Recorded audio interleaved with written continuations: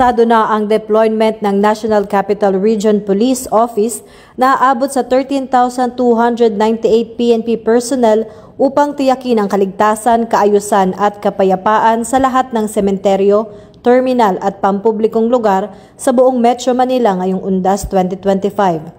Sa paghahanda para sa inaasahang dami ng tao, nanindigan ang NCRPO na magbibigay ng komprehensibong seguridad upang maging ligtas at makabuluhan ang pag-obserba ng Undas. Patuloy na ginagabayan ng prinsipyong bagong PNP para sa bagong Pilipinas, serbisyong mabilis, tapat at nararamdaman. Ang ating puwersa ng pulisya ay handang maghatid ng mabilis at taos-pusong serbisyong pampubliko na naglalayong hindi lamang mapanatili ang kaayusan, kundi matiyak din na ang bawat pamilya ay makapagdaraos ng Undas ng may kapayapaan at seguridad. Ito ay sumasailalim sa dedikasyon ng PNP sa pagpapabuti ng serbisyo para sa komunidad. Para sa iba pang napapanahong balitang pampulisya, laging tumutok sa Police News Network, alagad ng batas, tagataguyod ng balitang pulis.